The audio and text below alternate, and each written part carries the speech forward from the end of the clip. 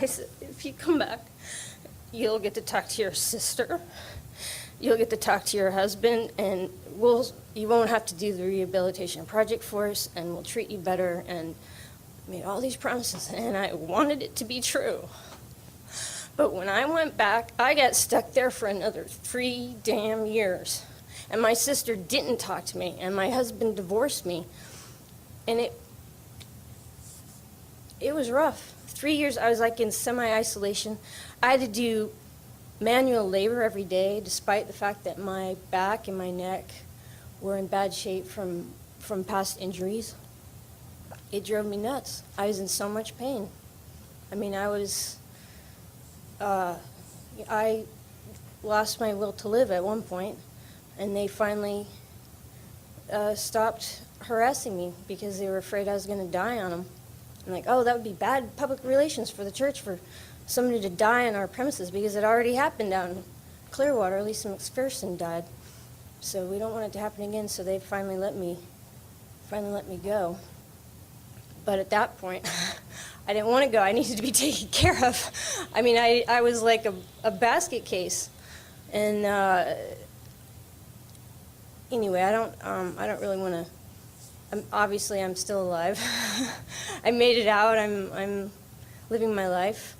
But the reason I'm talking out really is that I'm not against any of the Scientology belief system that helps people. I'm not against the idea that the mental health system needs to be reformed. I'm not against any of these good things. I'm against the abuses, the treatment. I worked for the Sea Organization for 18 years. I got involved when I was 16 years old. And I worked hard for them. I worked sometimes over 20 hours a day, 7 days a week.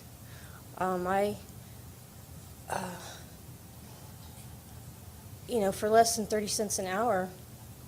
And yet, when I couldn't do it anymore, I couldn't be a workhorse for them anymore, and I didn't want to be there, I was treated like I was a criminal. And that should be, well, what happened to me is illegal. And I think that I was in such, bad shape after it happened that I wasn't able to deal with it right away.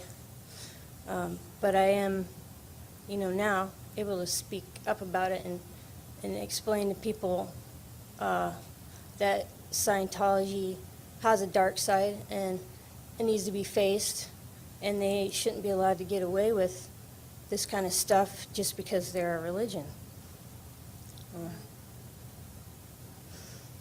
I got 1 minute left. I'm trying to think of what else. What else I want to say. A lot of people ask me, like, how'd you get involved? And I already had a couple of people here explain the recruitment process. And one of the things that happened to me when I was really, really young, when I was 15 years old, actually, at a Scientology mission, I didn't have enough money to buy the Scientology courses, and they'd been marketed to me really well, and I was interested, and I wanted to study them. So the joining staff was like promoted to me as like a work-study kind of program, where you join staff and then you are able to get your courses just because you're on staff. So, so I did that. Of course, the first year that I worked at a mission, I didn't get, I just worked and worked. I was like a workhorse. I worked mimeograph, I did reception. I wasn't getting paid, and I didn't get any Scientology courses. So I was like wanting the Scientology courses because there were so many people saying how great it was. So then, when I was 16, a Sea Organization recruiter came to recruit me. He approached me without my mother around. He promised me a lot of things, help with my education, that I would get to finish high school and college, and I would get all these wonderful things. I'd get to learn Scientology. I'd get, room and board and medical and dental, and I'd get to visit my family every year for 3 weeks, and it would just be wonderful. So we went to my mother's house to get her permission, and she was drunk, and the recruiter got her to sign the permission slip anyway. My little brother was there. He was only 14. And she said, hey, you want to come too? And my little brother, sure. So we got stuck on a plane to Clearwater, Florida. And I'd say we arrived, and we were put to work right away doing laundry for the one of the higher organizations there. I was up till literally 2 o'clock in the morning, 4 o'clock in the morning, doing laundry every day. Laundry and cleaning rooms for about a month. And at the end of it, I was like, oh my God, what am I doing here? I can't do this. I can't be staying up all night and not going to school and all this. And the person who's my senior said, well, actually, we were wrong. We made a mistake. You're not supposed to be doing this work, and we're going to have you do this other program where you do some staff training first, and you'll get enough sleep, and you'll be on a proper schedule. And, you know, we just needed to follow L. Ron Hubbard's rules properly. We weren't doing it before, and so, you know, we apologize. So you can stay, because, you know, that's not going to happen again. So then I stayed, and even if I was to have left, I didn't have any money. My mom didn't have any money. What would I have done at Clearwater, Florida at that age?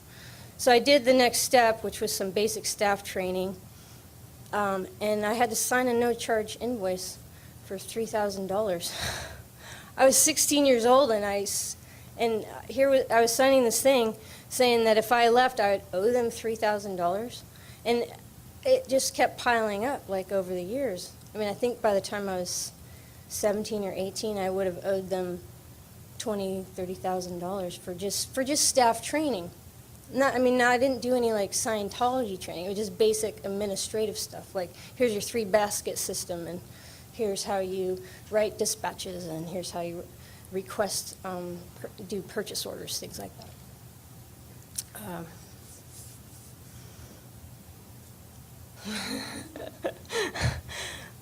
Well, there's so many things I could say. I mean, 18 years is a long time. I could tell you story after story, and a lot of it you wouldn't believe. You wouldn't believe it could actually happen here in the state of California or in Clearwater. The only other thing that I'd say I want to point out is that there is definitely a lack of respect for the human body and health, I found, just sort of predominantly in a lot of in the Sea organizations. And I found that out the hard way. As I had an accident in 1993. I injured myself in a motorcycle crash, injured my neck and my shoulder. And I went back to work 2 days after almost breaking my neck in an accident.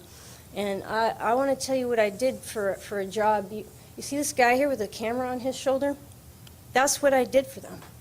So after my accident, where I tore a bunch of muscles in my shoulder and my arm and my neck, herniated 3 discs in my neck, I had to go back to work and carry a camera on my shoulder. And I was not allowed to take painkillers. And I had to do that for long, long hours.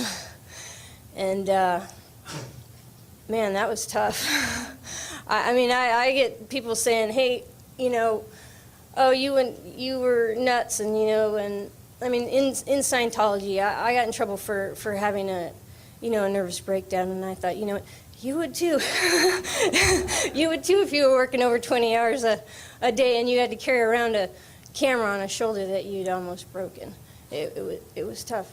And, you know, there's no, like, there should be employer responsibility for the safety and care of the workers. And they're, like most companies, they have, like, some sort of oversight on how workers are treated, their safety and their health.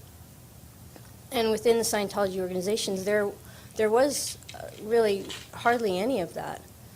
And that's another thing that I think really needs to be corrected. Just because something is a religious group doesn't mean that they can just throw the safety and health of their workers out the window without, you know, taking proper measures to look after their health. That's all.